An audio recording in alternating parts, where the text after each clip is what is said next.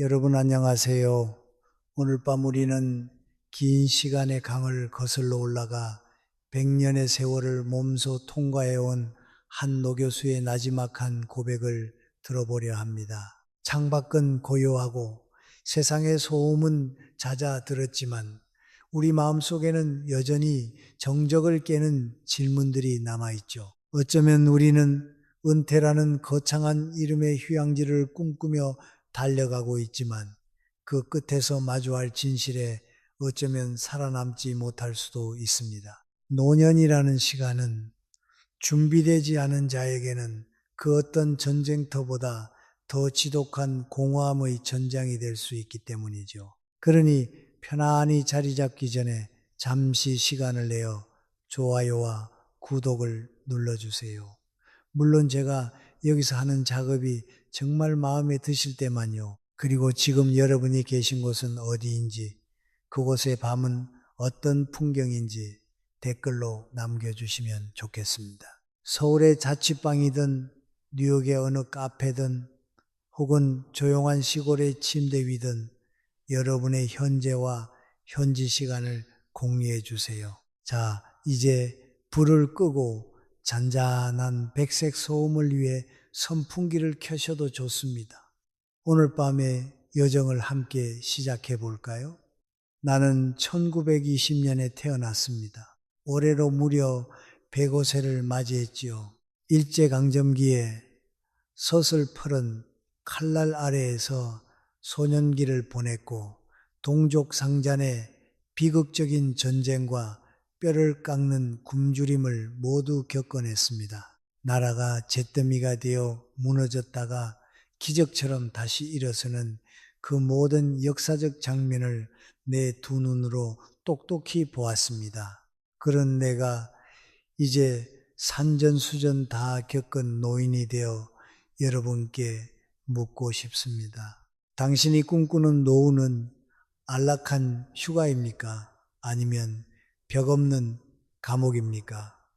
사람들은 평생을 은퇴라는 그날만을 손꼽아 기다리며 삽니다. 매일 아침 단잠을 깨우는 날카로운 알람 소리 없이 눈을 뜨는 날, 만원 지하철에 몸을 싣지 않아도 되는 날, 따뜻한 햇살 아래서 커피 한 잔 마시며 느긋하게 TV를 보는 그런 날 말입니다. 평생 가족을 위해 헌신한 가장도 자식들 키우느라 전쟁 같은 하루를 살았던 어머니도 모두 그날을 동경합니다. 사실 저도 그랬습니다. 정년퇴직을 하던 날 동료들과 마지막 악수를 나누며 속으로는 이제 좀 쉬어도 되겠구나 라고 생각했지요. 하지만 그 달콤함은 그리 오래가지 않았습니다. 처음 2달은 참으로 근사했지요. 늦잠을 실컷 자고 신문을 첫 장부터 마지막 광고면까지 꼼꼼히 읽고 점심 먹고 나른한 낮잠도 즐겼습니다. 그런데 어느 날 아침 여느 때처럼 눈을 떴을 때 가슴 속을 파고드는 서늘한 질문 하나가 저를 얼어붙게 만들었습니다. 오늘은 또 뭘 하며 하루를 보내지? 그 질문은 전쟁 중에 포탄이 떨어질 때 느끼던 공포와는 질감이 달랐습니다. 그것은 아주 조용하고 끈질기게 영혼을 갉아먹는 공허함이었습니다. 여기서 잠깐 흥미로운 잡지식 하나를 말씀드리자면 은퇴라는 개념이 현대적으로 정착된 것은 19세기 독일의 비스마르크가 연금 제도를 도입하면서부터입니다. 당시 은퇴의 연령은 65세였는데 웃기게도 당시 사람들의 평균 수명은 45세 정도였습니다. 즉 은퇴는 원래 죽기 직전에 아주 짧은 휴식으로 설계된 것이지 지금처럼 30, 40년을 더 살아야 하는 제2의 인생이 아니었다는 사실이죠. 오늘날의 통계를 보면 우리나라 65세 이상 노인 중 상당수가 우울 증상을 경험한다고 합니다. 특히 배우자를 먼저 보내거나 사회적 역할이 사라진 경우 그 비율이 훨씬 높아지죠. 학술적인 용어로 표현하자면 이는 사회적 역할 상실에 따른 자기 효능감의 급격한 감퇴, precipitous decline in self-efficacy due to role loss라고 할 수 있습니다. 수명이 늘어난 만큼 은퇴 후의 시간이 30년, 40년으로 길어졌지만 그 시간을 채울 내용물이 없다면 그것은 축복이 아니라 재앙이 됩니다. 돈이 없어서 불행한 경우도 물론 많지만 제가 100년을 살아보니 정말 무서운 것은 할 일이 없는 시간 그 자체였습니다. 통장에 잔고가 좀 있어도 하루 종일 텅 빈 거실에서 리모컨만 만지작거리다 해가 지는 것을 지켜보는 삶은 휴가가 아니라 형벌에 가깝기 때문입니다. 제 제자 중에 아주 유능했던 대기업 임원 출신이 있었습니다. 그는 은퇴 직후에 비싼 골프채를 사고 해외여행을 다니며 화려한 노후를 보내는 듯 했습니다. 하지만 1년쯤 지나 다시 만났을 때 그의 얼굴은 몰라보게 수척해져 있었습니다. 약속이 없는 날이면 하루 종일 거실에 누워 TV만 보다가 퇴근한 아내에게 괜한 짜증을 부린다고 하더군요. 술 기운을 빌려 그가 털어놓은 고백은 처절했습니다. 선생님, 제가 이 나이에 대체 뭘 하고 있는 건지 모르겠습니다. 그는 평생 필요한 사람으로 살아왔는데 어느 날 갑자기 아무도 자신을 찾지 않는다는 사실을 견디지 못한 것입니다. 인간은 바쁠 때 지치지만 역설적으로 한가할 때 무너집니다. 젊을 때는 너무 바빠서 나를 돌아볼 틈조차 없었지요. 자식 키우고 돈 벌고 무한 경쟁 속에서 밀려나지 않으려고 허둥대며 살았던 그 시절은 고통스러웠습니다. 그런데 막상 시간이 넘쳐나게 되니 무료함이라는 이름의 또 다른 고통이 시작된 것입니다. 그래서 저는 감히 말씀드립니다. 노년에는 속도보다 방향이 중요합니다.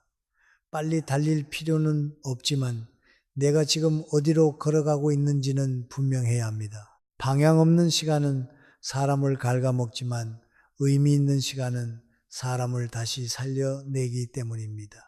여러분은 지금 어떤 아침을 맞이하고 계십니까? 알람은 울리지 않는데 마음이 먼저 불안해서 잠을 설치지는 않으신가요? 자식이 연락하지 않는다고 혹은 친구들의 약속이 뜸해졌다고 서운함이 밀려오나요? 사실 그 감정은 부끄러운 것이 아닙니다. 오히려 평생을 너무나 성실하게 타인을 위해 살아온 사람들에게만 찾아오는 자연스러운 그림자 같은 것이죠. 하지만 기억하십시오. 노년은 형벌이 아니라 재편성의 시간입니다. 인생이라는 긴 수업의 마지막 학기와도 같습니다. 이 학기에는 시험도 없고 경쟁도 없습니다. 오직 내가 어떤 주제로 남은 시간을 채울 것인가 하는 자율적인 선택만이 남아있을 뿐입니다. 그 선택을 남에게 맡기면 삶은 감옥이 되지만 스스로 선택하면 비로소 진정한 자유가 시작됩니다. 105회를 산 노교수의 고백으로 오늘 이야기를 시작했습니다. 이제 우리는 이 무료함이라는 조용한 적의 정체를 조금은 알게 되었습니다. 그렇다면 다음 질문이 남지요. 이 감옥의 문을 여는 열쇠는 무엇인가 하는 점입니다. 그 답을 찾기 전에 먼저 우리는 고독을 다시 정의해야 합니다. 많은 이들이 그토록 두려워하는 그 고독 말입니다. 저는 55세 교수가 되었고 65세 정년을 맞았습니다. 그리고 75 무렵 평생을 함께한 아내를 먼저 떠나보냈지요. 그때 저는 비로소 혼자라는 단어의 지독한 무게를 알게 되었습니다. 집안이 그렇게 넓은 줄은 그때 처음 알았고, 밥상 건너편에 빈 의자가 그렇게 차갑게 느껴진 적도 없었습니다. 많은 분이 고독을 벌처럼 생각합니다. 자식이 자주 찾아오지 않으면 내가 인생을 잘못 살았나 싶어 자책하고, 주말에 약속이 없으면 괜히 초라해진다고들 말하죠. 여기서 잠깐 가벼운 농담 하나 해볼까요? 사실 자식들이 자주 오지 않는다고 너무 서운해 하실 것 없습니다. 그들이 오면 반가운 건 딱 5분이고, 손주들이 거실을 난장판으로 만들고 나면 그들이 떠난 뒤에 평화가 더 절실해질 때도 있으니까요. 게다가 요즘 자식들은 효도하러 오는 게 아니라 와이파이 비밀번호를 물어보러 오는 것 같기도 하니 말입니다. 하지만 저는 100년을 살며 깨달았습니다. 고독은 벌이 아니라 준비입니다. 인생의 마지막 장을 스스로서 내려가기 위한 아주 경건한 준비 말입니다. 요즘 우리나라는 1인 가구가 빠르게 늘고 있으며 특히 60대 이후의 비중이 눈에 띄게 증가했다고 하죠. 배우자를 먼저 보내거나 자녀가 독립하면서 자연스럽게 혼자가 되는 것은 결코 비정상이 아닙니다. 그것은 시대의 흐름이자 생애의 순서일 뿐이지요. 그런데도 우리는 여전히 혼자 있는 시간을 일종의 사회적 실패처럼 받아들입니다. 학술적으로 보자면 이는 자기중심적 편향, 에고센트릭 바이스에 따른 조망 수용의 한계라고 볼 수 있습니다. 타인이 나를 평가하는 시선이 실제보다 훨씬 가혹할 것이라고 착각하는 현상이죠. 제가 전쟁 직후 교수 생활을 시작했을 때 연구실에는 난방도 제대로 되지 않았습니다. 동료들도 하나둘 떠나고 혼자 남아 차가운 책상 앞에 앉아있던 날들이 참 많았지요. 그때 저는 제가 지독하게 외롭다고 생각했습니다. 그러나 시간이 지나 돌아보니 바로 그 고독의 시간들이 저를 가장 단단하게 만들었습니다.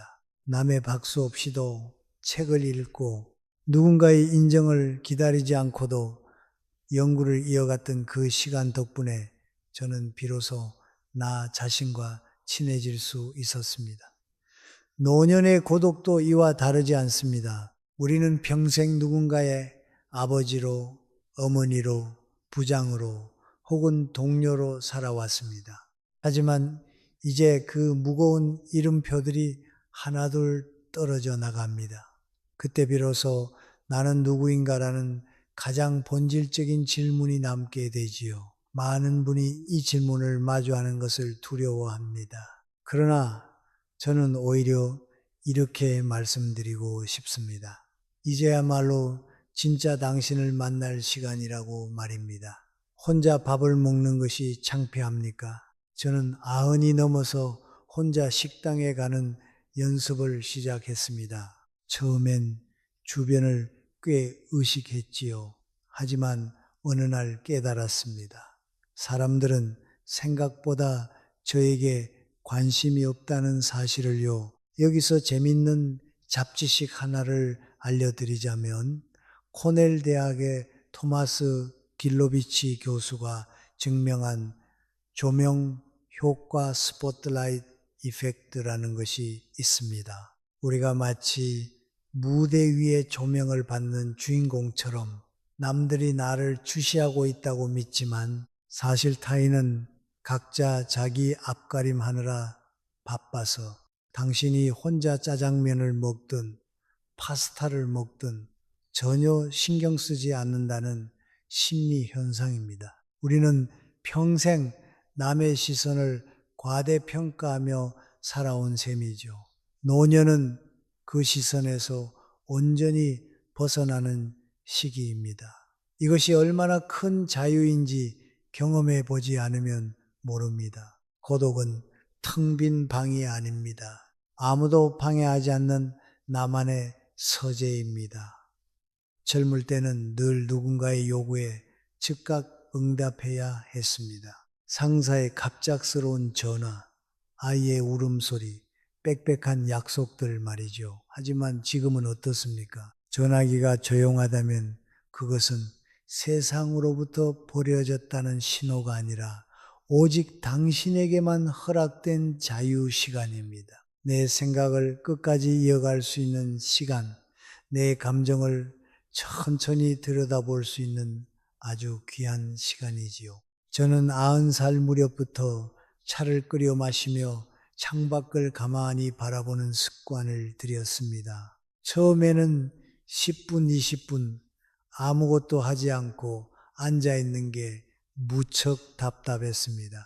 하지만 시간이 지날수록 마음이 고요해지더니 예전에는 보이지 않던 것들이 보이기 시작하더군요. 나뭇잎의 가느다란 인맥, 하늘을 흐르는 구름의 결, 그리고 내 숨소리의 리듬 같은 것들 말입니다. 고독은 무뎌졌던 감각을 다시금 선명하게 되살려 놓습니다. 어느 시인이 늙는다는 것은 사라지는 것이 아니라 맑아지는 것이다라는 말을 남겼는데 저는 이 문장을 참 좋아합니다. 노년은 사람을 투명하게 정리해 줍니다.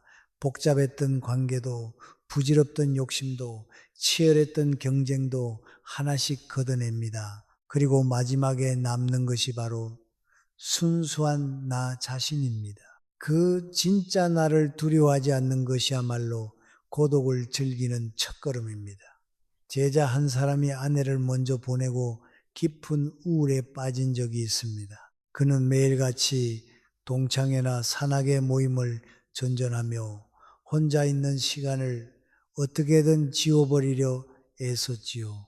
약속이 없는 날은 견디지 못했고 결국 과로와 스트레스로 건강까지 나빠졌습니다. 제가 그에게 딱 한 달만 모임을 줄이고 하루에 1시간씩만 혼자 산책해 보라고 권했습니다. 그는 마지못해 시작했지만 몇 달 후 다시 만났을 때 그의 얼굴은 몰라보게 평온해져 있었습니다. 교수님, 처음엔 혼자 걷는 게 무서웠는데 요즘은 그 시간이 가장 기다려집니다. 라고 말하더군요. 그는 고독을 견디는 법을 배운 것이 아니라 고독과 친구가 된 것입니다. 여러분, 혼자 있는 시간을 인생의 실패로 해석하지 마십시오. 그것은 삶이 여러분에게 건네는 마지막 선물일지도 모릅니다. 타인의 기대에서 완전히 벗어나 오직 나의 속도로 숨 쉴 수 있는 시간 말입니다. 그 시간을 어떻게 쓰느냐에 따라 당신의 노년은 완전히 달라집니다. 고독을 두려워하면 우리는 자꾸 외부의 자극만 찾게 됩니다. TV를 켜고 의미 없는 전화를 붙들고 억지로 약속을 만들어내지요.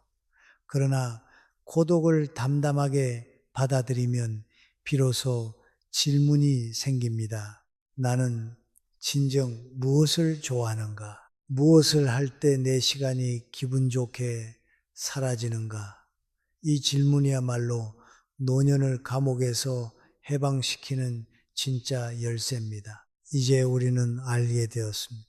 혼자라는 상태는 결핍이 아니라 무궁무진한 가능성이라는 것을요. 그렇다면 그 가능성을 이제 무엇으로 채워야 할까요? 그저 시간을 무의미하게 흘려보내는 소비자로 남을 것인가? 아니면 작은 것이라도 무언가를 만들어내는 생산자로 다시 태어날 것인가? 105회를 살아보니 그 한 끗 차이가 노년의 품격을 결정하더군요. 이제 그 흥미로운 이야기를 계속해 볼 차례입니다. 저는 90이 넘어서야 비로소 한 가지 사실을 분명히 깨달았습니다. 나이를 먹는다는 것은 단순히 기억력이 떨어지거나 무릎이 시큰거리는 일이 아니라는 점입니다. 진짜 노화는 스스로를 포기하는 그 찰나의 순간부터 시작됩니다. 사람들은 흔히 에휴, 이 나이에 내가 뭘 새로 하겠어 라고 자조 섞인 농담을 던지곤 하죠. 그런데 아십니까? 그 말 한마디가 우리 뇌를 가장 빨리 늙게 만드는 독약이 됩니다. 사실 직장 생활할 때는 상사가 시키는 일만 하면 됐으니 차라리 속이 편했을지도 모릅니다. 하지만 은퇴하고 나면 이제 유튜브 알고리즘이 여러분의 새로운 CEO가 됩니다. 그는 아주 집요하고 무서운 상사라서 여러분이 아무 생각 없이 침대에 누워만 있게끔 온갖 자극적인 영상으로 유혹하거든요. 부장님, 이번 분기 실적은 쇼츠 500개 시청입니다. 라고 속삭이는 CEO라니 생각만 해도 좀 오싹하지 않나요? 은퇴 후의 일상을 가만히 들여다보면 우리는 대부분 수동적인 소비자로 전락하고 맙니다. 아침에 눈을 뜨자마자 TV를 켜고 누군가가 정성껏 만들어 놓은 자극적인 뉴스나 이야기를 무비판적으로 받아들입니다. 하루 종일 머릿속으로 정보의 입력만 있고 밖으로 끄집어내는 출력은 전무한 상태가 되는 것이죠. 젊을 때는 보고서를 쓰고 회의에서 의견을 피력하고 복잡한 판단을 내리는 등 끊임없이 출력을 하며 살았습니다.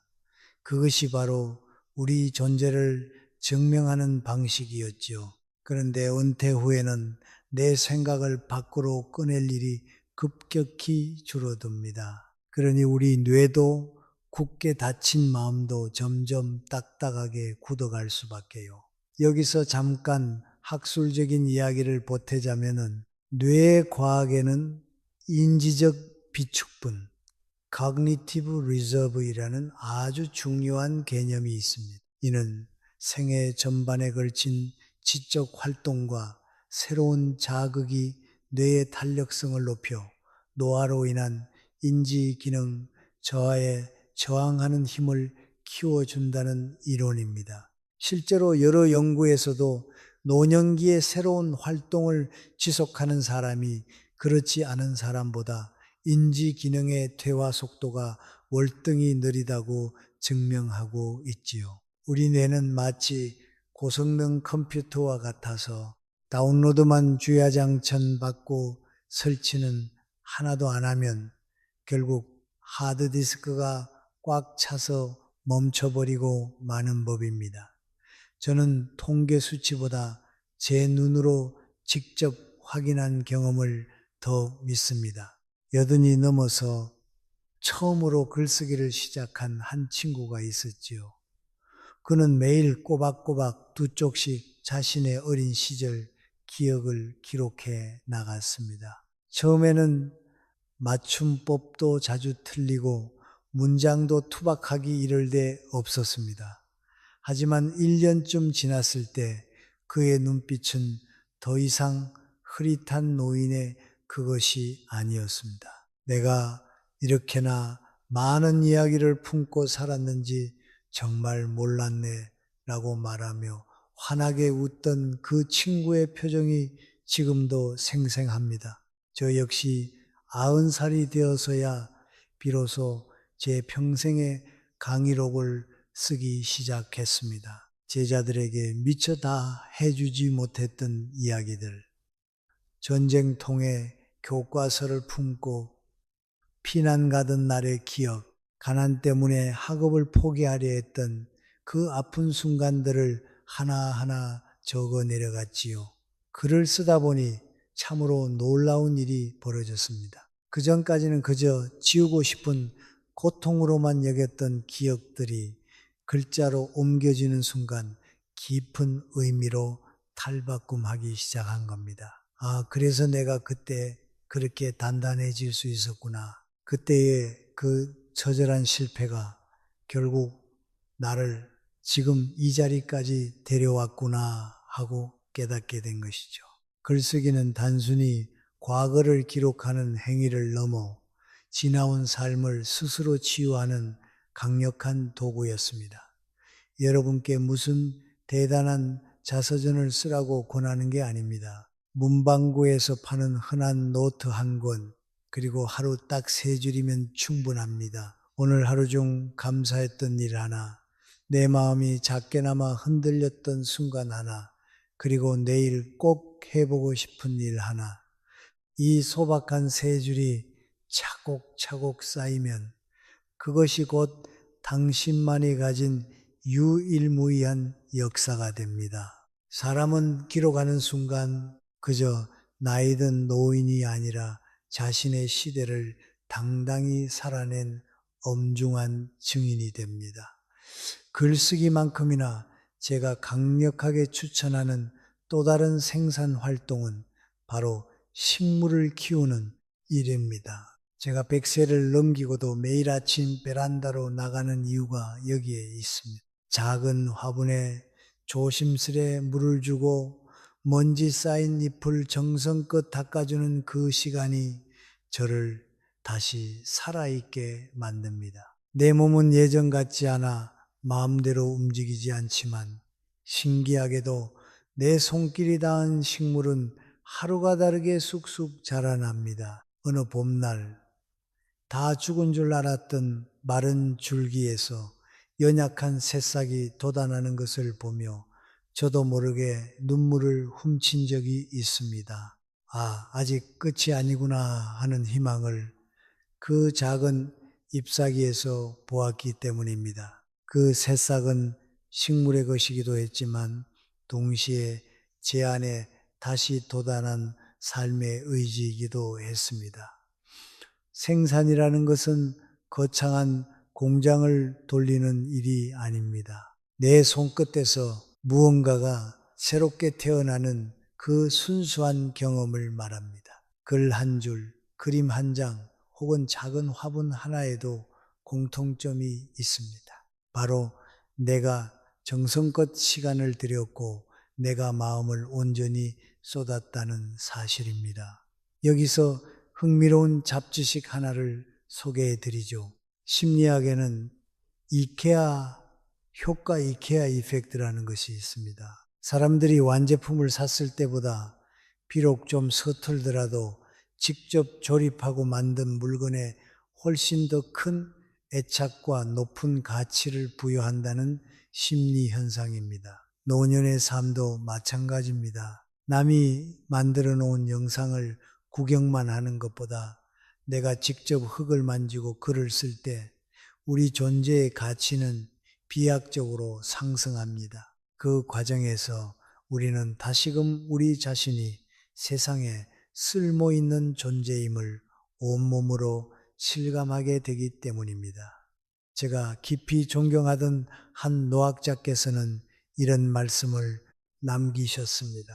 사람은 나이가 아니라 멈출 때 늙는다라고 말이죠. 저는 이 짧은 문장을 평생 가슴 깊이 품고 살아왔습니다.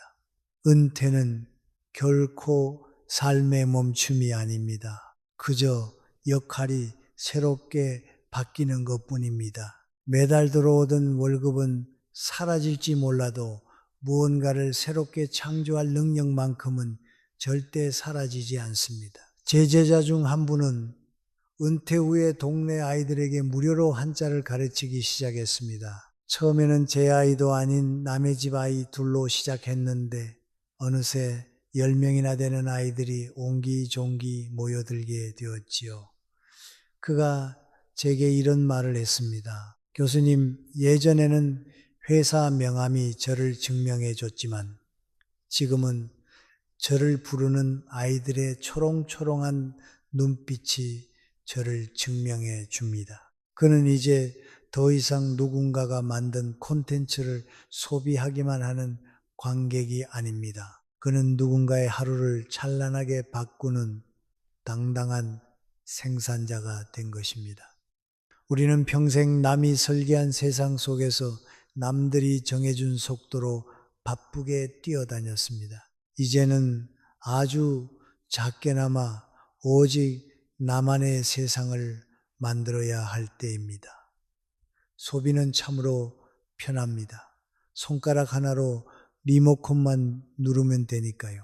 하지만 생산은 조금 번거롭습니다. 깊이 생각해야 하고 무거운 손을 움직여야 하며 때로는 실패의 쓴맛도 봐야 합니다. 하지만 바로 그 번거로움이야말로 우리를 살아있게 만드는 가장 강력한 박동입니다. 여러분의 오늘 하루를 조용히 돌아보십시오. 오늘 당신은 무엇을 만들어냈습니까? 아주 짧은 문장 하나도 좋고 베란다에 작은 꽃망울 하나도 좋습니다. 중요한 것은 그 결과물의 크기가 아니라 당신이 움직이고 있다는 그 방향성입니다. 입력만 하는 삶에서 아주 작은 것이라도 출력하는 삶으로 무게중심을 옮겨가는 순간 노년은 더 이상 외로운 감옥이 아닙니다. 그것은 당신만의 독창적인 예술이 탄생하는 창작실이 됩니다. 105회를 살아보니 저는 확신할 수 있습니다. 인간은 무언가를 스스로 만들어낼 때 가장 존엄해집니다. 직함이 사라지고 월급 봉투가 없어져도 당신의 손끝에서 태어난 그 작은 결과물은 당신을 다시금 빛나게 할 것입니다. 식물을 키우는 건 정말 좋은 취미지만 한 가지 주의할 점이 있습니다. 식물들은 아주 조용한 룸메이트 같지만 사실 은근히 고집센 세입자이기도 하거든요. 조금만 신경을 덜 써도 금방 잎을 축 늘어뜨리며 여러분을 죄책감의 너시로 몰아넣을 테니까요. 하지만 그게 바로 누군가를 돌본다는 것의 의미 아닐까요? 이제 우리는 한 걸음 더 나아가야 합니다. 단순히 손을 움직이는 것을 넘어 몸 전체를 움직이고 생각을 끊임없이 흐르게 하며 배움을 멈추지 않는 삶으로 말입니다. 걷고 배우고 사색하는 사람은 결코 늙지 않습니다. 그 역동적인 성장의 이야기를 다음에서 계속 이어가 보겠습니다. 나는 100세를 넘기고도 매일 그러지 않고 걷습니다. 사실 제가 걷는 속도는 꽤나 느릿해서 가끔은 길가의 달팽이가 저를 앞질러 가려고 깜빡이를 켜는 건 아닌가 싶을 정도죠. 뒤에서 오는 젊은이들이 저를 휙휙 지나쳐 갈 때면 가끔은 나도 한때는 자네들보다 빨랐다네 라고 속으로 중얼거리기도 하지만 전혀 부끄럽지는 않습니다. 저는 지금 누군가와 경쟁하러 나온 것이 아니라 온전히 나만의 생각을 정리하러 나온 것이기 때문입니다. 젊은 시절에 저는 늘 무언가에 쫓기듯 뛰었습니다. 전쟁이 터졌을 때는 살아남기 위해 뛰었고 전후에는 가족을 먹여 살리기 위해 뛰었으며 강단에 서서는 학문의 거대한 흐름에서 뒤처지지 않으려고 숨 가쁘게 뛰었습니다. 하지만 이제 노년의 걷기는 그 본질부터가 다릅니다. 이 걷기는 어디에 도착하느냐가 중요한 것이 아니라 발을 내딛는 그 과정 자체가 목적입니다. 한 걸음 한 걸음 땅을 디딜 때마다 엉켰던 생각들이 실타래 풀리듯 정리되고 무거웠던 마음이 조금씩 가벼워지는 것을 느낍니다. 한 번은 여든이 조금 넘었을 때의 일입니다. 연구실에서 후배 교수와 학문적인 견해 차이로 꽤 크게 언쟁을 벌이고는 몹시 마음이 상한 채 집으로 돌아왔습니다. 예전 같으면 분한 마음에 밤잠을 설쳤을 일이었지요. 그런데 그날은 그냥 신발을 고쳐 신고 밖으로 나갔습니다. 조용한 골목길을 천천히 돌며 걷다 보니 발바닥이 딱딱한 땅에 닿을 때마다 이상하게도 날카롭던 분노의 감정들이 흩어져 사라졌습니다. 한참을 걷다 보니 문득 그래, 저 사람도 자기 자리에서 최선을 다하려다 보니 그랬겠지 하는 이해의 마음이 생기더군요. 저는 그날 비로소 깨달았습니다. 걷기는 단순히 다리로 하는 육체 노동이 아니라 마음으로 하는 깊은 사색의 시간이라는 사실을 말입니다. 여기서 잠깐 지적인 잡지식 하나를 공유하자면 고대 그리스의 철학자 아리스토텔레스가 세운 학교의 별칭이 소요학파 페리페티틱 스쿨이었다는 사실을 아시나요? 소요라는 말은 천천히 거닐며 생각한다는 뜻인데 그들은 실제로 제자들과 함께 정원을 산책하며 진리를 탐구했습니다. 걷기가 뇌를 활성화한다는 사실을 그들은 수천 년 전부터 이미 본능적으로 알고 있었던 셈이죠. 현대 의학자들도 규칙적인 걷기가 우울감을 줄이고 인지 기능을 유지하는 데 탁월한 효과가 있다고 말합니다. 학술적으로 표현하자면 이는 해마의 신경 발생, 히포캠팔 뉴로제네시스를 촉진하여 뇌의 가소성을 높이는 행위라고 할 수 있습니다. 하지만 저는 그런 복잡한 연구 결과보다 걷고 돌아온 뒤에 찾아오는 그 정갈한 고요함을 더 믿습니다. 걷고 나면 세상의 날 선 모서리들이 조금은 둥글게 보이고 산더미 같던 걱정거리도 손바닥 위 작은 모래알처럼 작게 느껴지기 때문입니다. 우리는 집안에 가만히 앉아만 있으면 생각이 고인 물처럼 썩기 쉽습니다. 하지만 몸이 움직이면 갇혀있던 생각도 흐르기 시작합니다. 그래서 저는 매일 오후 이 시가 되면 무조건 현관문을 나섭니다. 비가 오면 우산을 쓰고 눈이 오면 평소보다 더 천천히 조심스럽게 걷습니다. 이 작은 규칙 하나가 저의 하루를 단단하게 지탱해 줍니다. 노년에는 거창한 미래 계획보다 이런 사소하지만 명확한 행동의 기둥이 필요합니다. 나는 매일 2시에 걷는다는 이 단순한 약속이 저를 나태함 속으로 흐트러지지 않게 붙들어 주는 것이지요.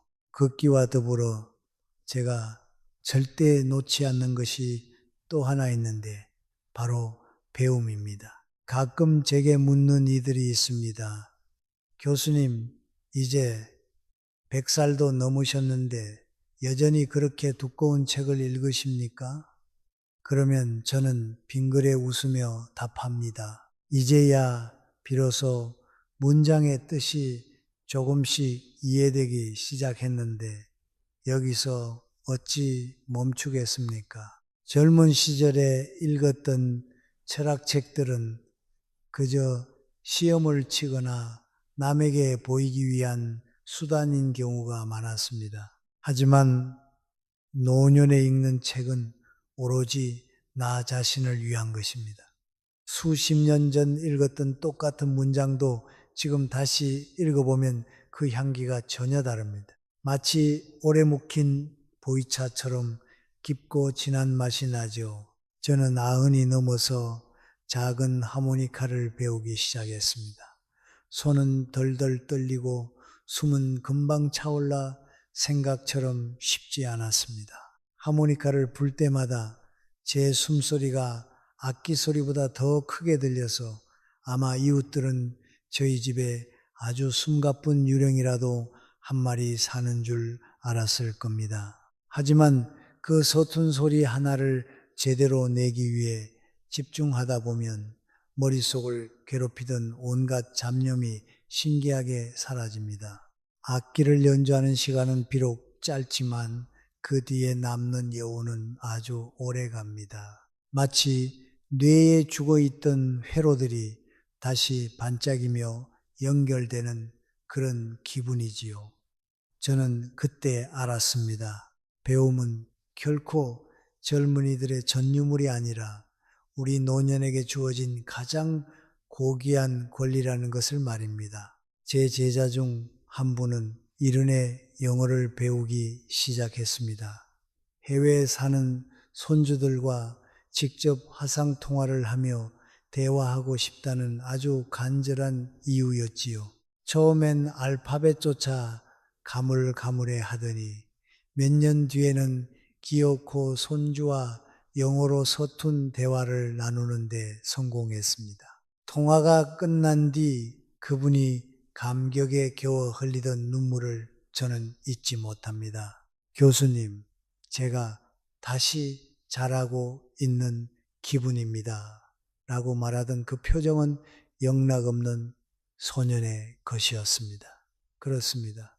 배우는 순간 우리는 다시 자라납니다. 어느 사상가는 노년은 완성의 시기가 아니라 확장의 시기다 라고 말했는데 저는 이 말을 온 마음으로 믿습니다. 젊을 때는 삶의 영토를 넓히기 위해 고군분투했고 중년에는 그것을 지키기 위해 애썼다면 노년은 삶의 깊이를 더해가는 시기입니다.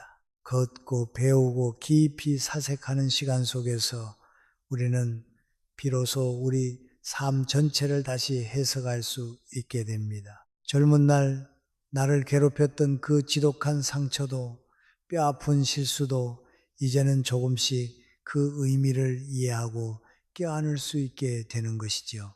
우리가 노년을 두려워하는 진짜 이유는 몸이 쇠약해지기 때문만은 아닙니다. 이제 더 이상 내 인생에 어떠한 성장도 없을 것이라는 절망적인 착각 때문이지요.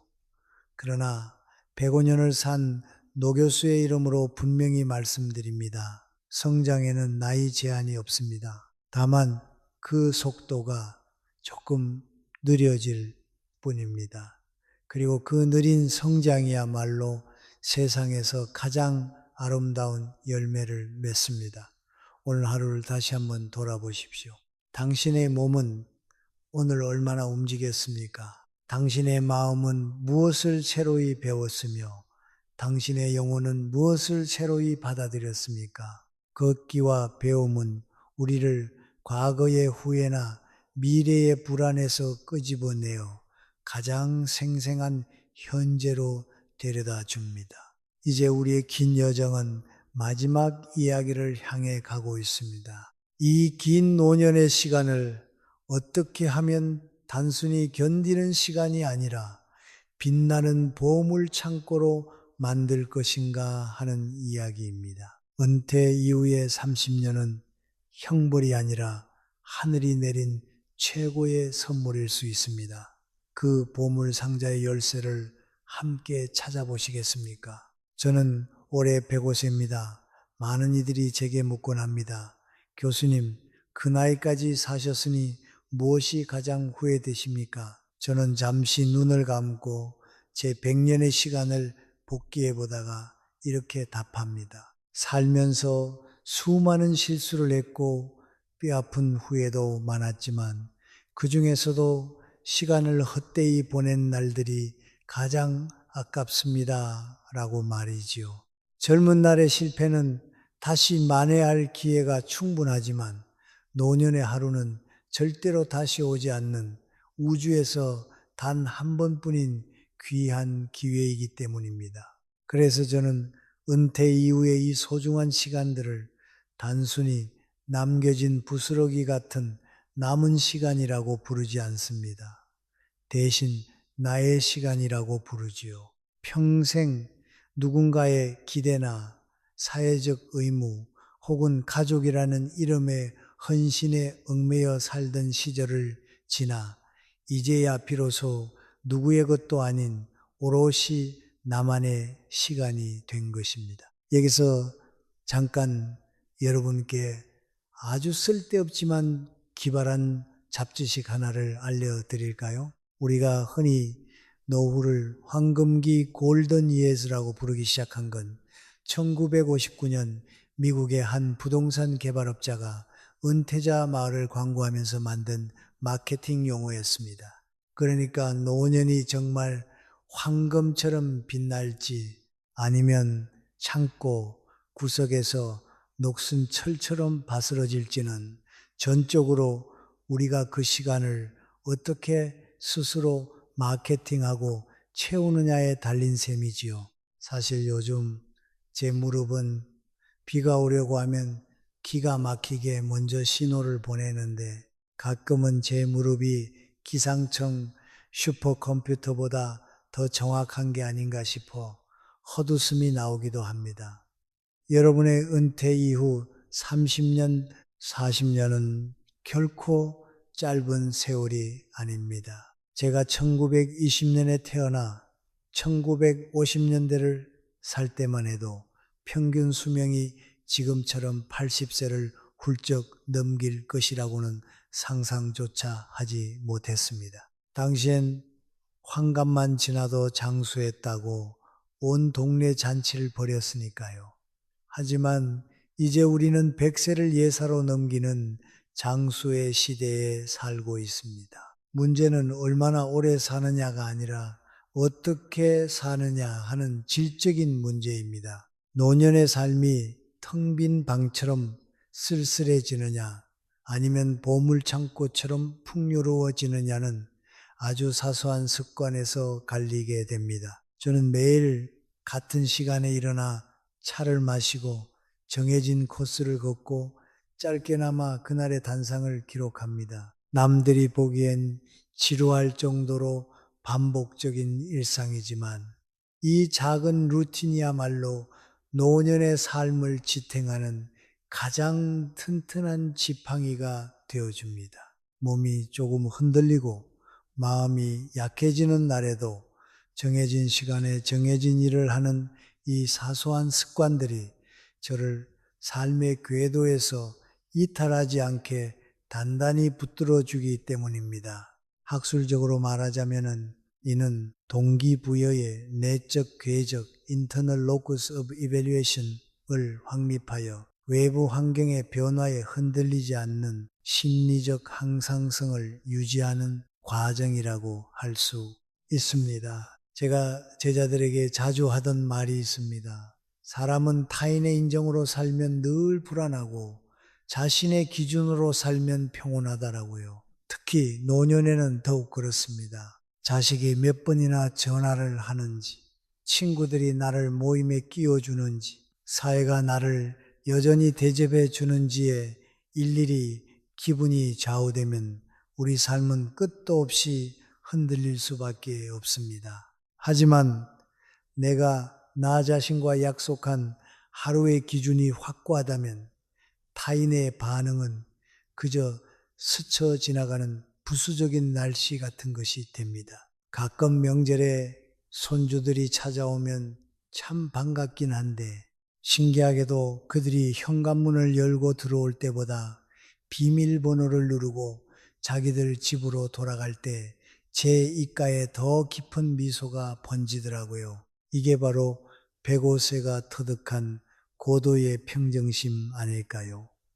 저는 100세가 되던 해에 아주 작은 결심 하나를 했습니다. 남에게 기대지 않는 기쁨을 하나씩 만들자는 것이었죠. 그래서 작은 텃밭을 가꾸어 수학의 기쁨을 맛보고 짧은 글을 써서 세상과 소통하며 가끔은 젊은이들과 격이 없는 대화를 나눕니다. 그들이 저를 필요로 해서가 아니라 제가 여전히 세상이라는 거대한 흐름과 연결되고 싶어서입니다. 노년의 품격은 구걸하는 태도에서 나오는 것이 아니라 스스로를 돌볼 줄 아는 당당함에서 나옵니다. 누군가 나를 찾아주기만을 하염없이 기다리는 대신 내가 먼저 나의 하루를 정성껏 채우는 사람이 될 때 우리 얼굴에는 비로소 깊은 평온이 깃들게 됩니다. 어느 날 동네 꼬마 아이 하나가 길을 걷던 저를 보며 이렇게 말하더군요. 할아버지는 항상 혼자 다니시는데 하나도 안 외로워 보여요. 그 짧은 말이 제게는 세상 그 어떤 상장보다 큰 칭찬으로 다가왔습니다. 혼자 있지만 결코 외롭지 않은 사람, 그것이야말로 제가 평생을 걸쳐 지향해온 노년의 완성된 모습이기 때문입니다. 우리는 평생을 역할로 불리며 살았습니다. 아버지, 어머니, 부장님, 사장님, 그리고 저 같은 교수까지 말이죠. 하지만 인생의 마지막 페이지에는 그런 거창한 직함들은 모두 사라지고 오직 이름 석자와 그 이름 뒤에 남겨진 표정만이 남게 됩니다. 그 표정이 평생을 억울해하는 짜증과 원망일지 아니면 모든 것을 수용하는 평온과 여유일지는 지금 이 순간 우리의 선택에 달려 있습니다. 저는 이제 늙는다는 것을 조금도 두려워하지 않습니다. 늙는다는 것은 어둠 속으로 사라지는 소멸이 아니라 불필요한 것들이 걸러지고 본질만 남는 맑아지는 과정임을 이제는 알기 때문입니다. 욕심은 줄어들고 관계는 정갈해지며 진짜 소중한 것들만 보석처럼 남게 됩니다. 그 남은 본연의 것들을 귀하게 여기며 사는 삶이야말로 인간이 누릴 수 있는 가장 깊은 축복입니다. 여러분께 묻고 싶습니다. 오늘 하루 당신은 무엇을 마음속에 빚어냈습니까? 무엇을 새로 배웠으며 어떤 작은 감동을 느꼈습니까? 거창한 성공이 아니어도 좋습니다. 저녁 노을을 보며 느낀 작은 설렘 하나면 충분합니다. 그 소박한 설렘들이 모여 당신의 하루가 되고 한 달이 되며 남은 인생 전체를 따뜻하게 물들일 것입니다. 노년은 절대 닫힌 감옥이 아닙니다. 문은 이미 활짝 열려 있습니다. 다만 우리가 안에서 스스로 두려움이라는 빗장을 걸어 잠그고 있었을 뿐이죠. 이제 용기를 내어 손을 뻗으십시오. 그리고 그 문고리를 천천히 돌리십시오. 무의미한 리모컨 대신 펜을 들어 당신의 역사를 쓰고 침묵 속에 웅크리는 대신 밖으로 나가 힘차게 걸음을 내디디십시오. 타인의 전화를 목 빠지게 기다리는 수동적인 삶 대신 스스로 당신의 하루를 설계하고 시작하십시오. 105년을 살아보니 분명히 말할 수 있습니다. 인생의 마지막 장은 비록 속도는 가장 느릴지언정 그 깊이는 그 어느 때보다 깊고 그윽합니다. 그 깊이를 두려워하지 말고 오히려 그 안에서 당신만의 진귀한 보물을 발견하시길 바랍니다. 당신의 노후는 공허한 감옥입니까? 아니면 찬란한 휴가입니까? 저는 여러분의 남은 시간들이 텅 빈 방이 아니라 반짝이는 보물들로 가득 찬 창고가 되기를 진심으로 바랍니다. 오늘 이 나지막한 이야기가 여러분의 마음에 작은 온기라도 남겼다면 다음에도 저와 함께 이 길을 천천히 걸어주시겠습니까? 우리는 아직 끝나지 않았습니다. 요즘 넷플릭스에 볼 게 너무 많아서 노후가 걱정된다는 분들도 계시던데 사실 가장 재미있는 콘텐츠는 바로 오늘 하루 당신이 직접 써내려갈 당신의 이야기라는 점을 잊지 마세요. 밤이 참 깊었습니다. 이제 창밖의 바람도 잠잠해지고 세상은 깊은 휴식의 시간으로 접어드네요. 오늘 우리가 나눈 이야기들이 당신의 베개맡에서 부드러운 자장가가 되어주길 바랍니다. 무거운 걱정은 이제 저 멀리 어둠 속으로 흘려보내세요. 당신의 호흡은 점점 깊고 느려집니다. 마치 100년을 견딘 나무의 나이테처럼 당신의 삶도 차곡차곡 아름다운 무늬를 그리며 완성되어 가고 있습니다. 따뜻한 이불 속에서 당신은 안전하고 평온합니다. 이제 내일을 위한 축복의 꿈속으로 천천히 침잠에 들어갈 시간입니다. 세상의 모든 소음이 페이드 아웃되듯 흐릿해지고 당신의 의식도 부드러운 안개 속에 안기듯 아스라해집니다. 어둠은 당신을 포근하게 감싸고 당신은 그 안에서 가장 깊은 안식을 얻습니다. 오늘 고생 많으셨습니다. 당신은 존재만으로도 이미 충분한 보물입니다. 편안한 밤 되세요.